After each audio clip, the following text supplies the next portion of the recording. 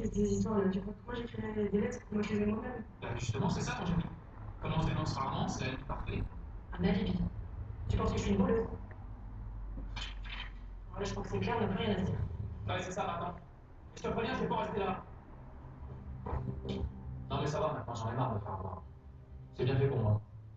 Serge m'avait bien dit de pas m'emballer.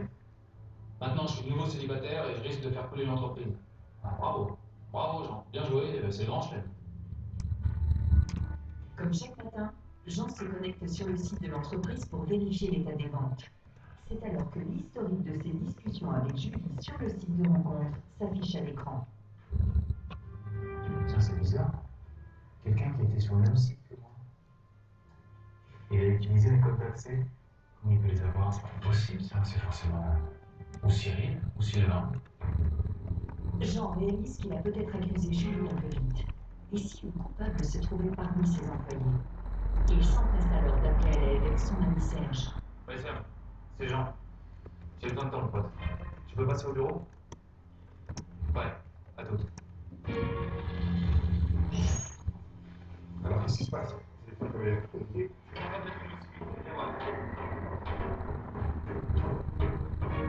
Regarde. J'ai trouvé mon profil ouvert à l'ordinateur. Ça veut dire qu'un de mes commerciaux savait tous mes échanges avec Julie. Et ça veut dire aussi que c'est lui qui a écrit les lettres. Donc, quel intérêt elle a tout ça? Ah, j'en sais rien. Et je pense que c'est lié au vol des sacs. T'as regardé dans l'historique? Les deux amis cherchent une solution pour piéger le voleur. À la recherche du moindre indice dans l'ordinateur, ils remarquent l'un des sacs à main volés proposés sur un site de vente entre particuliers. Attends, j'ai une idée. Et si on se faisait passer pour client? Comme ça, on sera tout de suite fixé. Qu'est-ce que t'en penses? Bonne idée, ouais. Hein? Avec les parents. Non, mais Serge a raison. On va bien voir qui va répondre au mail. De se faire trahir comme ça par un des salariés. Non, mais vraiment, ça me rend malade.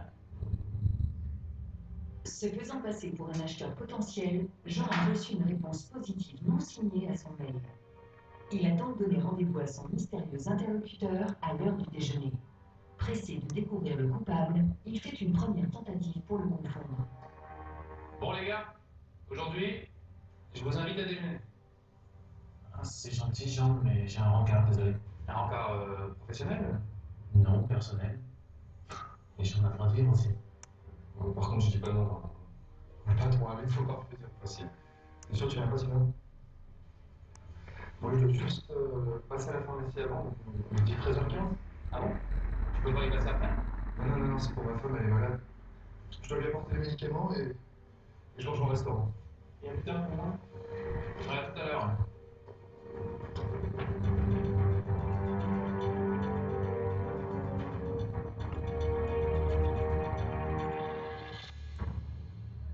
Jean est déjà sur les lieux du rendez-vous. Dans quelques instants, il va enfin découvrir l'identité du voleur.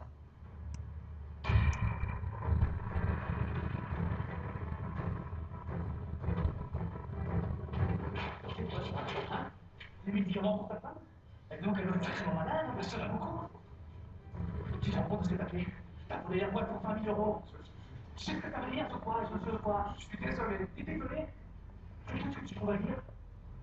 C'est ce qui m'a pris un soir, c'est le sac. J'ai emporté un carton chez moi. Ah, me lâche pas comme ça. T'as tout médité. T'as expliqué des conversations avec Julie sur Internet. Et après, tu m'as écouté des lettres qui prédisent l'avenir avant notre rencontre. Pourquoi? Ce soir, j'ai vu votre profil ouvert sur ce site de rencontre. J'avais tous vos codes d'accès, puis j'ai eu vos discussions avec Julie. Je lui ai dit de serrer. C'était un coup de pouce pour que vous soyez en couple avec elle. Ensuite, je pensais qu'avec la dernière lettre, vous auriez. T'as tout manigancé depuis le début. Tu vois, tu m'as pas seulement volé l'argent.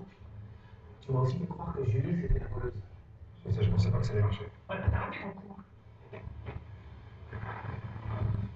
Tu vois, je m'étais promis que je passerais la gueule au voleur, mais là, j'ai même pas envie d'avoir une pitié. Vous allez faire, vous allez dénoncer? Et moi, je te déconseille. Tu joues, tu perds, tu payes. Et inutile de me dire que t'es viré. Et je ne veux plus jamais te revoir, t'as compris? Ok, s'il vous plaît, portez pas plainte, je vous ramène les sacs tout à l'heure et je disparais à jamais, c'est bon. Ça, il fallait y penser avant. Maintenant, tu vas me suivre au commissariat. Je suis vraiment écœuré. Je peux plus faire confiance à personne. Enfin, le plus important pour la boîte maintenant, c'est de récupérer le reste des sacs. Et puis, pour moi, c'est de récupérer Julie. Suite à la plainte déposée par Jean, Cyril, le commercial coupable du vol, risque une lourde condamnation. Dès sa sortie du commissariat, Jean a appelé Julie et l'a supplié de le retrouver chez lui, bien décidé à la reconquérir. Tiens, en fait, j'ai reçu une dernière lettre. Tu veux bien la lire?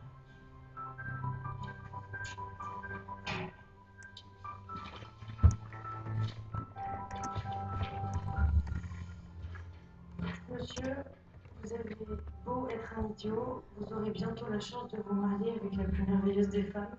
Ça s'appelle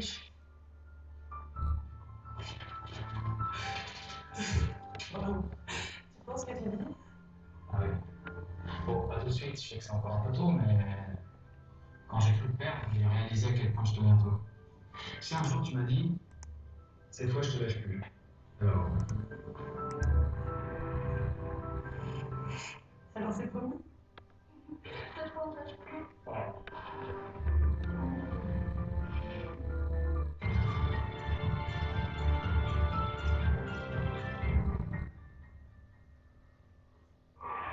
Ce soir sur RT1, à 20h45, Chien et Chat Unisseur du livre pour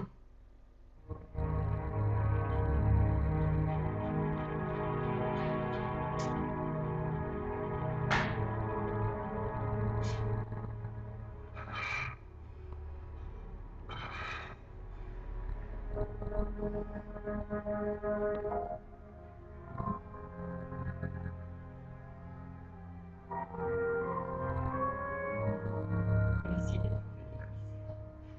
Soyez fort, j'espère. Et merci.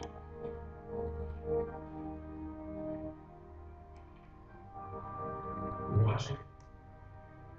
Vous deux, vous rentrez au commissariat. Et vous? Moi, je ne retourne pas. Comment ça? Qu'est-ce que vous pouvez dire? Pour moi, une page se tourne. Je n'y remettrai plus les pieds. Je n'ai plus la force. Chef, vous êtes comme notre famille, vous n'avez tout de même pas renoncé après toutes ces années. C'est vrai, ça a raison. Qui va nous empêcher de faire des bêtises? Et qui nous passera un sabot la prochaine fois qu'on laissera notre voiture de service? Je vous en prie, ne faites pas ça. Je suis désolée.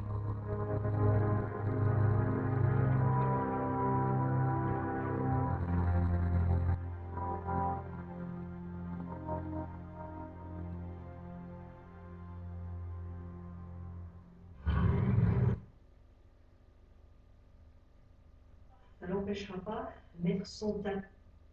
Bah, 9,43 €, mais compte pas. Ne t'inquiète pas, j'ai pris. Voilà, Substitut. Est-ce que pas l'équipe? Mais depuis quand? On n'est pas souvent les 20 degrés. Là, on est au-dessus des normales de saison. 22 par exemple dans la capitale, 20 pour Lille, 22 à Strasbourg, 23 pour Nantes, jusqu'à 25 pour Bordeaux et 23 degrés aussi dans ces régions du centre-est. Voici la suite. Alors, on va regarder jeudi de près parce que ce sera une journée très ensoleillée. Une moyenne de 23 au nord, de 24 dans le sud. Et voilà, petit à petit, le système dépressionnaire que je vous montrais qui commence à arriver avec déjà quelques averses sur les Pyrénées-Orientales et sur le sud de la Corse qui vendredi on va être flatté avec de la pluie sur le nord, avec de la pluie ou des averses dans les régions du sud. On bascule dans un flux de nord et du coup les températures commencent à baisser. Elles seront franchement fraîches samedi, une moyenne de 11 au nord, de 13 dans le sud, avec de la pluie sur les régions du sud et de l'est et même de la neige sur les Pyrénées-Atlantiques. Et puis dimanche, certainement des pluies soutenues près de la Méditerranée avec des cumuls à surveiller. Puis vous voyez, pour lundi et mardi encore, un ciel bien encombré, mais les températures remonteront un tout petit peu. Allez, on va faire un petit tour maintenant du côté de Mayotte et de la Réunion. Il fera chaud demain avec du soleil et à peine quelques averses. Demain, si vous en connaissez, vous faites les fidèles. À tous, très très bonne soirée et à demain.